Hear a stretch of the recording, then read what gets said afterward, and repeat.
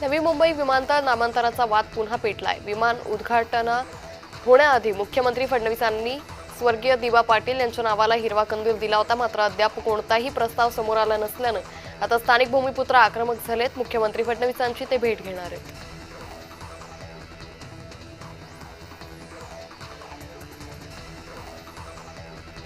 नाशिक विमानतळ सुरू झाल्यापासून शनिवारी सर्वाधिक प्रवाशांनी विमानानं प्रवास केलाय। 1623 प्रवाशांनी एकाच दिवसात विमानानं प्रवास केला।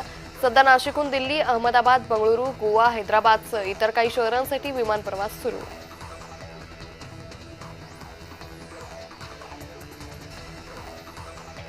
नाशिक दिल्ली रात्रीची विमानसेवा पुन्हा सुरू झाली आहे। ही विमानसेवा पुन्हा सुरू व्हावी यासाठी काही दिवसांपासून प्रयत्न सुरू होते। तर रात्री विमानसेवा सुरू झाल्यानं काही शेतकऱ्यांना सोबत घेऊन खासदार भास्कर भगरे आणि खासदार राजभाऊ दिल्लीकडे कृषी मंत्री यांची भेट घेण्यासाठी गेले।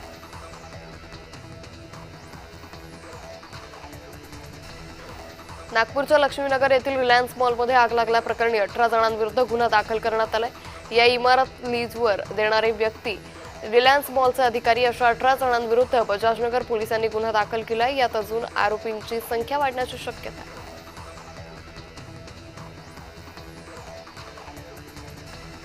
नाशिकमध्ये आज जैन समाज रस्त्यावर उतरणार आहे। पुण्यातील बोर्डिंग आणि मंदिर जमीन बेकायदेशीर विक्री प्रकरणी नाशिकमधील जैन समाज आक्रमक झालाय। अशोक स्तंभ ते जिल्हाधिकारी कार्यालयापर्यंत मोर्चा काढला जाणार असून मोर्चा काढत जिल्हाधिकाऱ्यांना निवेदन देण्यात येईल।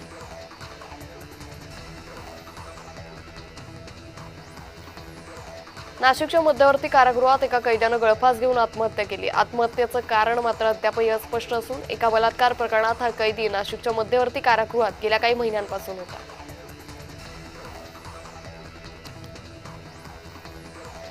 पनवेलमध्ये 18 वर्षीय तरुणीने आत्महत्या केली आहे। इमारतीच्या 10व्या मजल्यावरून उडी मारत आत्महत्या केली असून ही तरुणी पनवेलमध्ये हॉटेल मॅनेजमेंटमध्ये शिक्षण घेत होती। घटनेचं कारण अद्यापही अस्पष्ट असून पोलिसांकडून पुढील तपास सुरू आहे।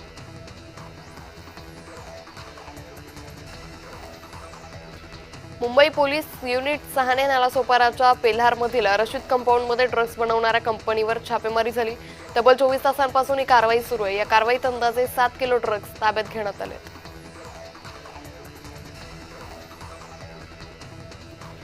पुण्यात रक्ताचा तुटवडा निर्माण झालाय। सर्व प्रकारच्या रक्तगटांची कमतरता असल्यानं शस्त्रक्रिया लांबल्यात। त्यामुळे रक्तदात्यांनी जवळच्या रक्तपेढीत जाऊन रक्तदान करा असं जनकल्याण रक्तपेढीनं आवाहन केलंय।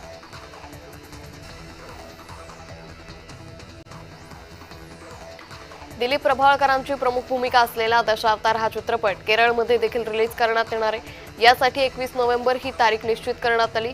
मॅक्स मार्केटिंग या कंपनीनं यासाठी पुढाकार घेतलाय। विशेष म्हणजे मल्याळी भाषेत डबिंग न करता केवळ सबटायटलचा समावेश करून केरळमध्ये दशावतार प्रदर्शित होईल। कोकणी संस्कृती आणि मराठी भाषेचा बाज अनुवादात हरवून जाऊ नये म्हणून चित्रपट मराठीतच रिलीज केला जाणार आहे। एखादा मराठी चित्रपट सबटायटलसह केरळमध्ये रिलीज होण्याची ही पहिलीच वेळ आहे।